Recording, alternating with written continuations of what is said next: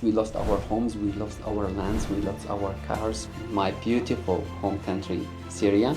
In 2012, the war started. What would I eat for the next week? And this is also the story of each immigrant came here to Canada.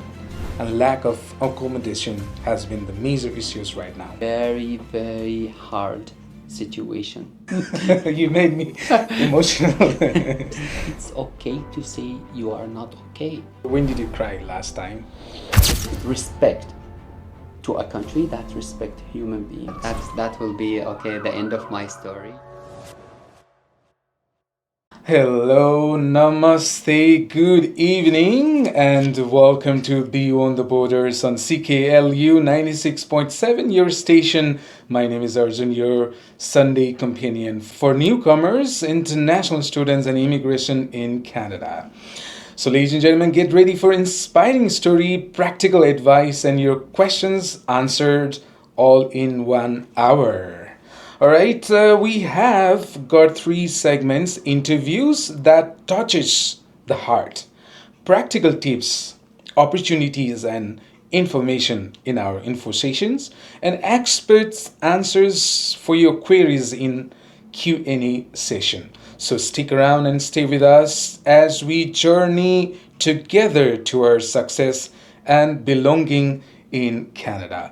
Ladies and gentlemen, for your information, you are listening to us on 96.7 CKLU.ca Radio Player Canada app, as well as you can watch and listen us at tuneintoarjun in different social media: Facebook, Instagram, Twitter, YouTube, TikTok, Spotify, Apple Podcast, and for your questions and your queries or anything you want to share, then just write to me at hello@tuneintoarjun.com. hello@tuneintoarjun.com. That's the way to go ahead and connect with us. Ladies and gentlemen, today I am super duper privileged, honored to introduce my special guest whose journey from Syria to Canada embodies resilience, determinations, and unwavering belief in never losing hope. Forced to leave his home country due to civil war, he found hope through education, eventually becoming an international student service coordinator at Laurentian University. Since arriving in Canada, he has been dedicated to giving back to his community, assisting fellow newcomers, immigrants, international students through challenges academically, financially, and culturally. Join us as we delve into his inspiring story of overcoming adversity and making differences in community. Ladies and gentlemen, today we have the honor to join by none other than Mr. Bahaa Habra, sir. He's the International Student Services Coordinator at Laurentian University, Sudbury, Canada. Ladies and gentlemen, allow me to welcome Mr. Bahaa Habra. He's the International Student Services Coordinator at Laurentian University, Sudbury, Canada. Sir, welcome to the show. Thank you so much. Thank you, Arjun, for having me today. I'm glad that I had the opportunity to be in your program to share some of my knowledge, experience, and story. Thank you so much. Well, it's been a busy schedule for you. It's a couple of days back. Would you like to say something about that? Well, it was crazy busy. You know that we were just preparing for our spring semester intake with our international students. We just welcomed about 150 students coming from all over the world to Laurentian University. So that was the biggest day, which is we were preparing for that day, which is last Friday. We had the pleasure actually to meet, welcome, and also educate these new students to as the first step for them here in Canada, what to expect, how to adjust with the Canadian environment, what to expect, all these kind of guidance that we are doing. at Laurentian University in the international student office. So that was part of it. The other parts, it's just like just to preparing for other cultural events that we are holding and planning to in the next couple of weeks. So that's for us also always spring and summer. It's the work. All right, all the best for that event, Yeah. for that program as well. Thanks. So I'm gonna take you to the journey to your home country, Syria. As you come here as an international student, can you please share your journey from Syria to Canada and the challenges you have faced along the way? Wow. That's a big question, and also it's so inspiring for maybe some immigrants, for some newcomers, some international students, some those who doesn't have hope in places that really they lost hope. So for me, as I would say a humble person, human being, living in my home country, my beautiful home country, Syria, we have been forced by the war to fled out from Syria, and then I just found myself in a refugee in Jordan, which is a neighbor country of Syria. In that way, I don't have really many rights there, not even like to work or to. All the eyes are on you. You can be deported anytime to your home country, so just behave well. So yeah, I just within that, it was my first step. It was my life shock, I would say, moment. Then I found myself in that position. I just had to work for almost like 5 years to provide for myself and my family, that they end up not being able to reunite with me in Jordan, and they end up just going to Lebanon. So that's the other hardest, I would say, part of my life story. However, like just after 5 years of being in that situation, just a glimpse of hope just were in the horizon for me. One day I was just like checking on Facebook, and then I found out that there is an organization here in Canada, WISC. It's World University Services of Canada. They were doing a program for refugees in Middle East, in Lebanon and Jordan, bringing students to pursue their higher education and connect them with universities in Canada. And that was the really, I would say, the light in my and at the end of my tunnel there, because I was in a desperate situation, and that I thought that I would never ever get out of that situation unless that I'm getting back to my country or I'm dying there. So that's gave me the hope. And then after just 2 years of process, I would say, because for refugees it was so hard actually to get out of there. But with that determination, with my luck, I would say, with this hope that this organization gave me, I just get the approval to say that, oh, okay, you approved. Laurentian University choose to give you 2 years of scholarship to go and study there, the program that you want to have. And then I just said, is this real? Like that's are you kidding me? That can't be, like, not even like on the moon. Like for me, not even in my dreams. Like my dreams were at that time were so tiny, small, that I couldn't even like dream bigger than what would I eat for the next week. That's right. At that time, how would I provide for my family for the next month? Well, so it's a lot actually, but for that, I saw that with determination, with a lot of hope. I started to ask myself a lot of questions. Is that marking a new era for me? Should I dream again now? Big, so big. That can be the biggest maybe step in all my life. And it happened in 2017 when I came to Canada. I arrived here, and then I just found out that maybe this is the country that I meant to be in after all this long journey to achieve some of my dreams, like to let this. But how would I reward this country? How would I give back? Because all what I had is gratitude for this community, for the university, and a lot of passion and like I would say respect to a country that respect human beings. They respects human rights. True. Respect us on no matter who you are, and that you don't find all over the world. It's That's just right. like so, I would say, not so many options there around the world. So that was Canada really is the lead in hosting, I would say, newcomers, immigrants, and also refugees.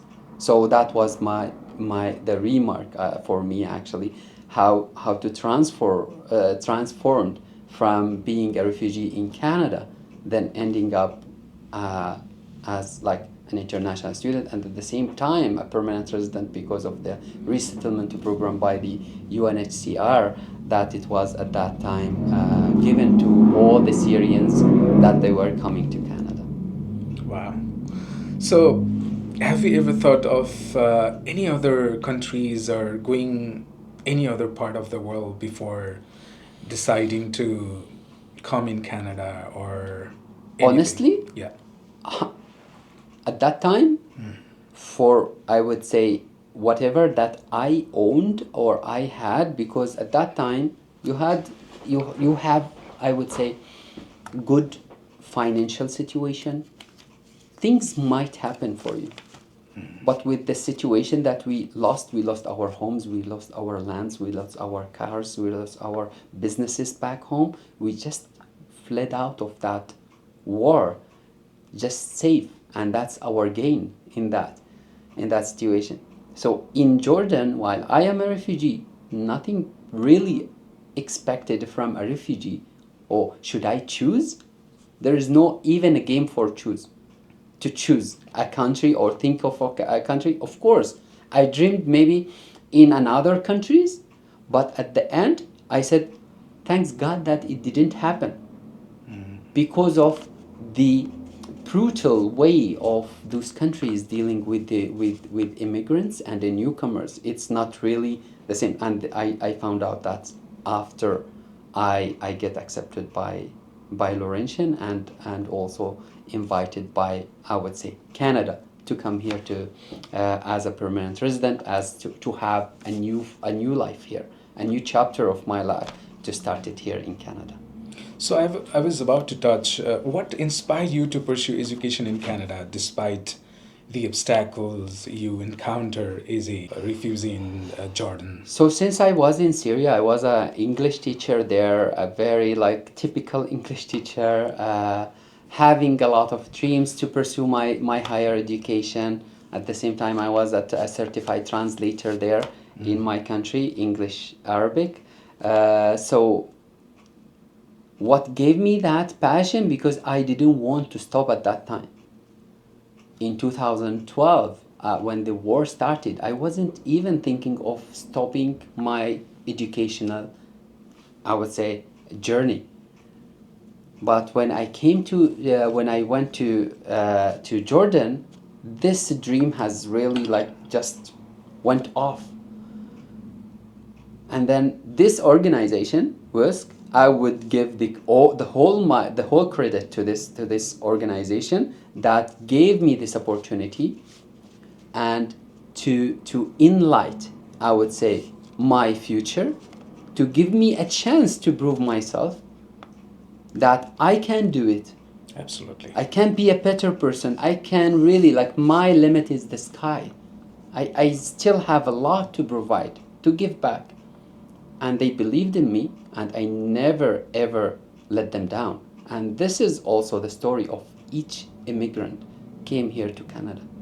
It's not only me, because I know how value or how like I would say how important is it for each immigrant came here to Canada to build a new life, to start a new chapter, and Canada believed in that person? That immigrant and that newcomer has a lot to give back to this country, and we need it actually here in Canada. That's what I found out within the first 5 years for me here in Canada. While I am studying, I started like my studies full-time and then moved to part-time to be able to work, give back to the community at the same time I'm pursuing my education. And not only that, like while I am here, I found out that the possibilities are unlimited. It's eternal possibilities for you. I started a business. That was crazy for me, like in 2019. After just 2 years of landing here in Canada, working part-time for 2 years, saved some money. I said, okay, I will go for it. What was your first job after you landed here? Actually, that was another fun story for me. After 2 weeks of arriving, I was just feel bored in the university. I don't want to stay all the time. Like I have plenty of time for me. I have some friends that they guided me, and I really appreciate from my own community from Syria. They guided me to all the resources here in the community. So that's why they connected me with YMCA, Immigrant Services and Employment Services in the core downtown of Sudbury. Okay. And at that time, when I wanted just to have some opportunities actually to be involved in the community, to find that volunteering maybe opportunities, just to get involved. I'm that person that who likes to be with people, around people, serving people. And then found out that they are looking for someone there to work with them, helping resettle some refugees families at that time between 2015 and 2018. They were settling newcomer families and refugee families from Syria. So they wanted someone who speaks Arabic at the same time, who have passion to this and who has experience, which I had in the last 5 years. Back in Jordan, I was just serving the refugees there. So I find it, okay, this is the best actually that I can do at the same time to give back to this community. So that was my first job with the YMCA.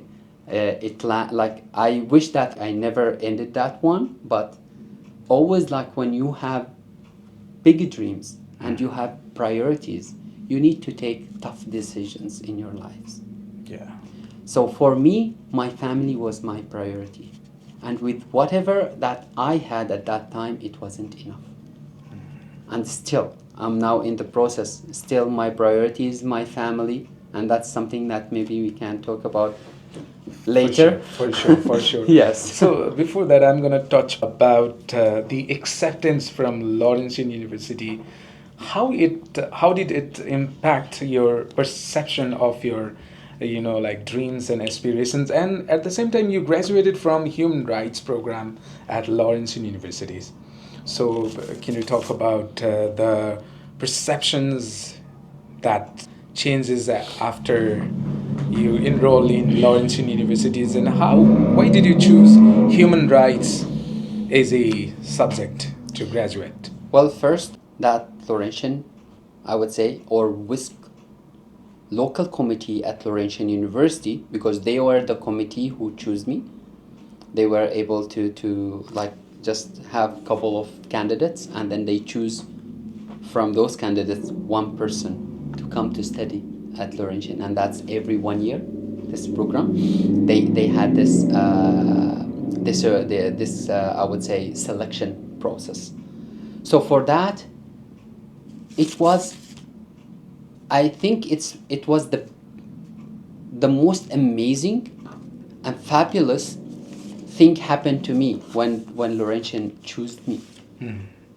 You didn't choose Laurentian. I didn't. Chose you. I didn't. Yes, unfortunately, because for that organization, they sent all the candidates to more than 70 post-secondary education institutions among Canada, from east to west.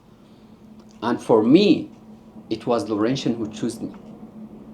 And for me, I felt that connection with Laurentian since that time. Since the day that I arrived to the city, they received me or they welcomed me in the airport. That was maybe in all my life, I never had been welcomed by someone in the airport, and they did it, and they surprised me as if they were waiting for me. You know that these feelings, I will never ever forget. These moments, they are in my memory forever.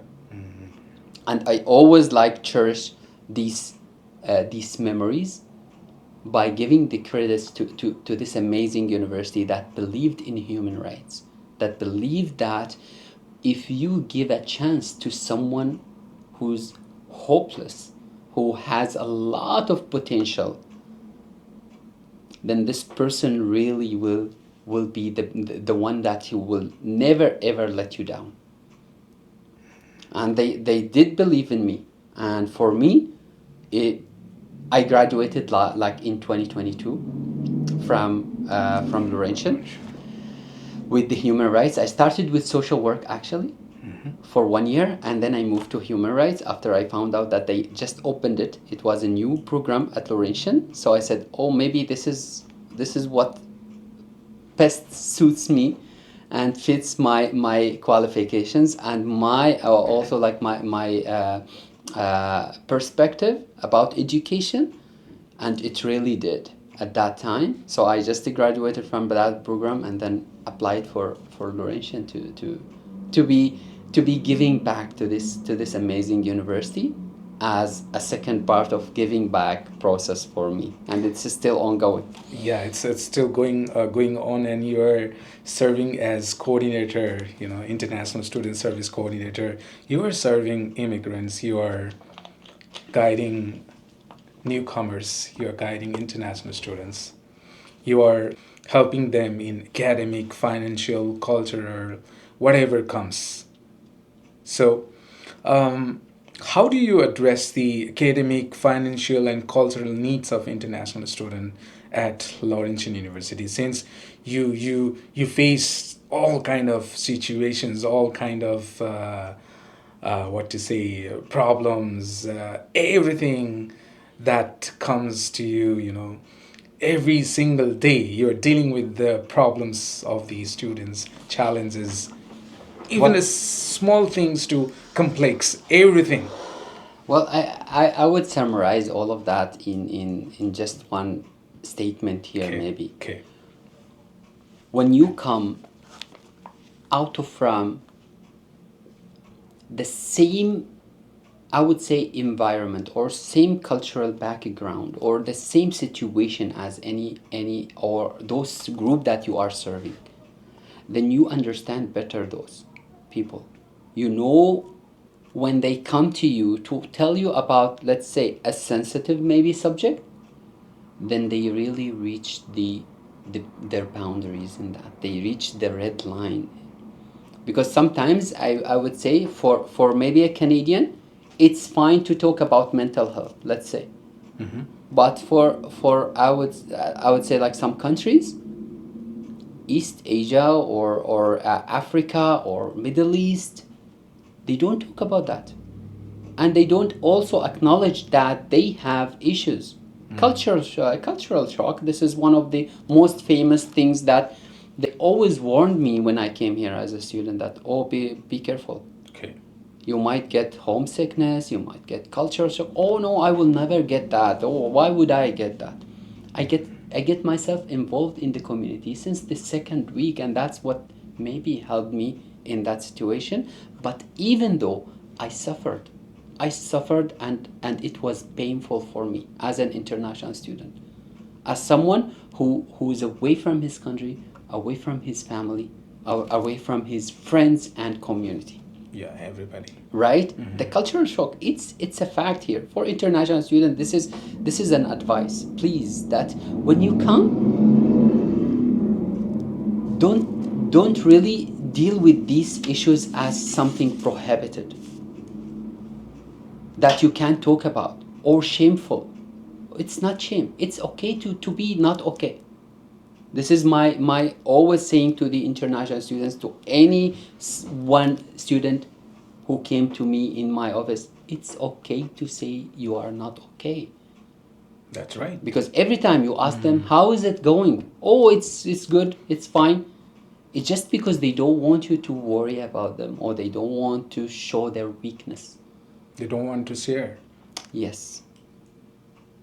But for most of my students, or let's say the students who comes to our office, we started to build this kind of trust relation till they acknowledged, okay, I really have something. Then we have resources. We have mental health resources, and it's totally 100% confidential. No one, not even your instructors, not or your professors, not even your family will know about that. But don't deal with it alone. There are people who can give you support. So this is one example. So what I say, that when I came out from this country, Middle East, in Syria, as a refugee, I lived the life of refugee for 5 years, and then being a newcomer here for another 5 years. That's right. I have enough, I would say, experience to look at you and know what do you want. But that's very hard to someone who didn't go through this process or journey, because now it's being, I would say, taught to people in courses, in trainings, how to deal with cultural sensitivity, how to do cultural competency. Right? All now it's being educated, like it's being taught to all the staff, like around educational institutions. And sometimes if you are not like aware of that, I would say, situation that you are dealing with, you will not figure it out. You will never ever be able to figure it out, like what's going on with the student. Right? So that's why I give myself, I felt like for me being in that position, I will be the best, maybe, addition that I can add to that office, to be close to the students, at the same time to be able to solve as much or problems or challenges for the students as possible. All right, talking about challenges and problems, can you share us a particular memorable experience you have had while assisting all newcomers, international student immigrants? So actually, as you know, that we do have confidentiality and privacy by sharing information, but we can always talk in general. Okay. In these kind of situations. And I would be honest with you. Okay. Like within the last year that I have been working in this institution, I found out that really there are situations with the students that they don't expect that they will be in a financial or I would say money hardships that they could ever imagine or think about. So one of the situations, like some of the students, they will come from Africa. Okay. Last semester, let's say, or last year. Within this year, many things happened there in that country politically, made the value of this currency to go at least maybe, or to lose at least 70% or 80% of its value. And that what will make the student in a very, very hard situation. How would they deal with that? The parents are not able anymore to provide what the number that they showed, I would say, the government before, let's say, which is 100,000, let's say, just for example, okay, in that currency. Now the value of that 100,000 is less than 10,000. So if he came to Canada, be prepared to live at least 1 year with that situation and with the changing in the currency and losing the value, he will be able to sustain and survive for 1 month. So what we can do in this situation, we have many options that we can provide, and also we have a special team that can tackle these immigration and also advising situations. Okay. that they need really like to dig deep there in details, like to have the best option for the students. Some students, the best option is to go back, but like you are from your background. For me as a newcomer, I know that this is not an option for international students. I didn't come to Canada to be asked to come back to my country Yeah. without doing what I came to do. That's not an option for them. They didn't come here. That it will be, I would say, maybe the end for them. So, but this is one of the solutions that we give. What other solutions is maybe go to see something cheaper, a program that is cheaper. Yeah. So imagine like immigration advising. It's a wide there, and it's beyond the institution, I would say, benefit. Right? Okay. So the conflict here, it's not happening if immigration advising it's in there for the benefit of the student. So it's not because you are a student for Laurentian, then we will advise you, no, you have to stay.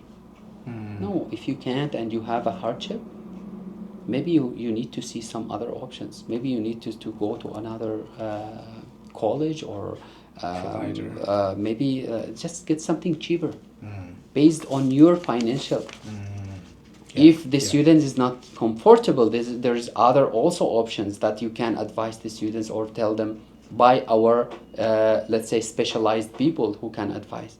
Yeah. Like, okay, why don't you consider to take an authorized leave, or to maybe some situations to apply for a work permit, which is for 1 term or 2 terms maximum. Wow. Right? Those all are options that can be provided. But if you are, as a student, didn't come to us to tell us what's going on with you since the beginning, it will be so hard when you come, when the problem is really big enough that you are in the middle of this trouble and you want yourself out. That's why we always like tell our students, if you have something, any changes, anything that you will find yourself struggling after 1 month or 2 months, come to talk to us. Access these services. We have resources, we have advising, we have all the resources that will let a student really be focusing on their studies. Okay. Not anything else. But however, most of the students comes to Canada having in their minds that study and work, and we cannot separate that. That's right. Right? This is maybe something that I'm talking about problems and everything. So again, I'm talking about problems, particularly Sudbury's population is growing for every academic intake, and job scarcity and lack of accommodation has been the major issues right now. So how are you and your community partners tackling the pressuring issues of housing and employment for international students? So as you know that housing is not only like a municipal, I would say, problem now. It's a federal, it's a whole country problem. Yeah. Maybe Sudbury is the least, I would say, suffering from the housing, or even though that we have issues, we have problems, we acknowledge them, we are trying to find solutions with our partners, the City of Greater Sudbury, with the local immigration partnership office, plus partners from other educational institutions like Boreal and Cambrian. All of them, we are sitting in one table to see what solutions that we can have for international students, or in general newcomers and immigrants.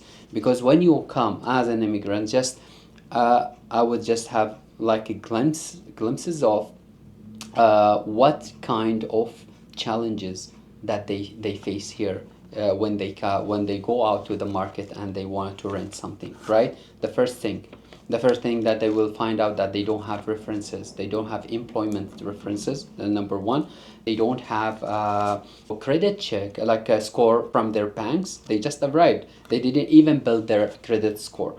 So this is the other thing that they ask. Any landlord is asking for now, I would say. So if you don't have these references, employment, credit history, how would you get a house? No choice. Well, the university is providing some options, I would say, for residents. The educational institutions, Cambrian, Boreal, but the students tend to find something even cheaper. Okay. They wanted to rent a house, maybe 2 bedrooms, for students. They can live there. Then they will pay less. Oh yeah. Right? But how would they secure that house? This is the other thing. So, it's a big issue. Tackling this big issue, it's not easy. When it on the ground, it's not easy because you are dealing with landlords, greedy landlords, who, when it comes to money, then they are raising it. Okay, if you are a student, 1% living in this room, it's for you for 700. But if you are bringing two persons, it will be 1,000. Imagine. So when you are dealing with the greedy, I would say, landlords, it's open market there. Like, there's no regulations that can stop those landlords from saying, oh no, this is your limit, you can't. It's either you act on like by the law, or you will be penalized, let's say. There's nothing like that. Oh. So that's what make the market is going crazy about housing. That's why Canadians now, they are struggling with finding housing because of these greedy landlords that they want to rent their houses to let's say newcomers or students who would get this house for 2,000, okay, but they will not rent it in the normal, let's say, rate for this house is 1,500 maximum, or this apartment they will not rent it, right? So all of that, it's not easy to talk about. It's a very sensitive topic because for Canadians and also for newcomers, it's from the both ways.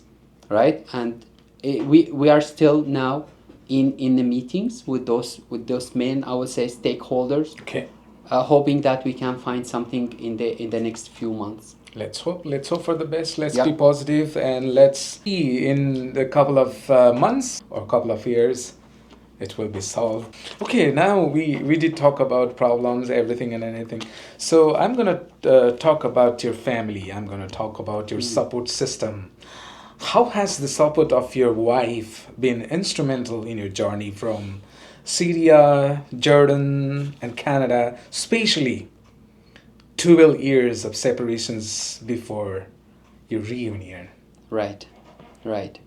Well, my wife was one of the, I would say, best friends of mine, and the one that who made this journey for me way easier than if I was going through whatever I went through alone, especially in the first 5 years, because I met her in 2021, and then we married in 2022. So that what made her actually like carrying big part of my, I would say, troubles. Make them easier for me, being that supportive, being my family, like eliminating all these challenges, because for me alone, I maybe would have give up alone. It's a lot to handle, especially when you have commitment to your family still. You have them as your priority to get them here maybe one day on the Canadian soil. That's my biggest dream. So she made it happen till the time I get my Canadian passport after 12 years of being a part of my family. Since I left, it was in 2012 from my country, till the time I get the Canadian passport. And then the first thing that I did, I went with my wife to go and visit my family. Yeah. So after 12 years, the 12 years. reunion with your family. Yeah. Could you please share? I'm really excited to listen to you. Can you please share about the emotions the experiences of finally reuniting after such a prolonged period of time. I know it's emotional. So how this has influenced your determination to bring them to Canada, and you are still dealing with that? Honestly, that was like, for me, it was another, I would say, big dream to go and see my family. Because without this opportunity, if we go back now to Jordan and this opportunity that has been given by Laurentian University, I would never have this outcome to come to Canada to gain a passport and then have the opportunity to go to see my family back after all this long time. What was your experience after meeting them after a long, long time? Well, the first thing, I would be lying if I told you that I was holding my like myself. I just like went there like, and I was just like crying like a little baby there, seeing my father who grew up like 10 years older. I never thought that he is that old. My mother the same. I can tell from their faces that the harsh situation that they are living there as a refugees. It's so hard. I couldn't, like, from one side I was so happy, from the other side I was so regretful for the bounties that I had in my life and they don't have.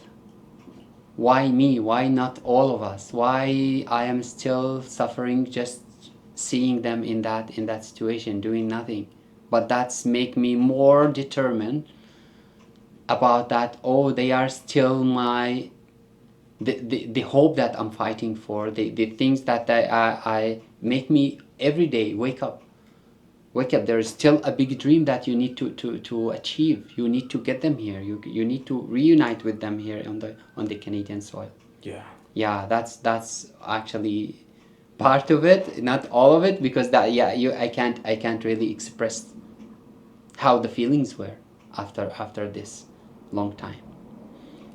Imagine your family in Canada, you are together.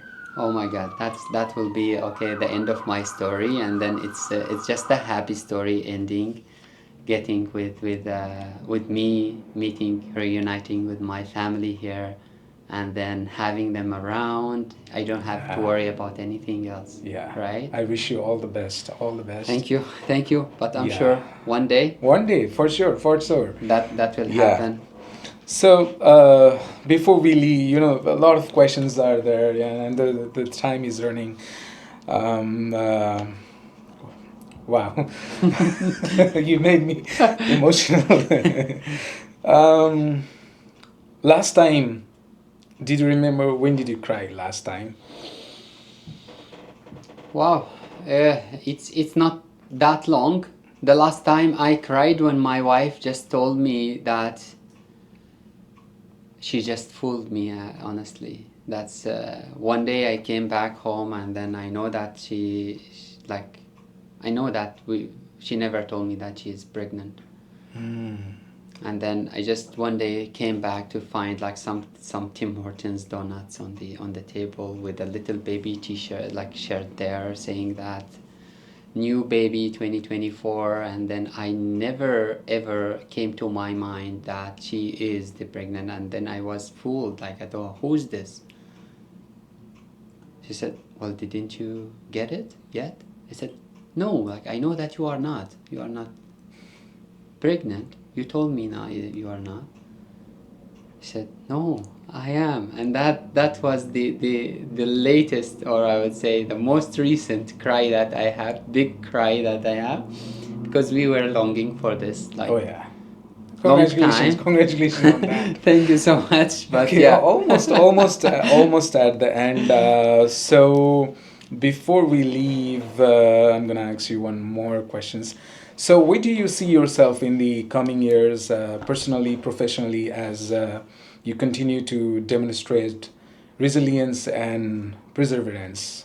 on the personal side, I would see myself like an amazing father for 2 or 3 children, Okay. having an amazing family, living here for sure in Sudbury, just growing my family bigger, maybe also reuniting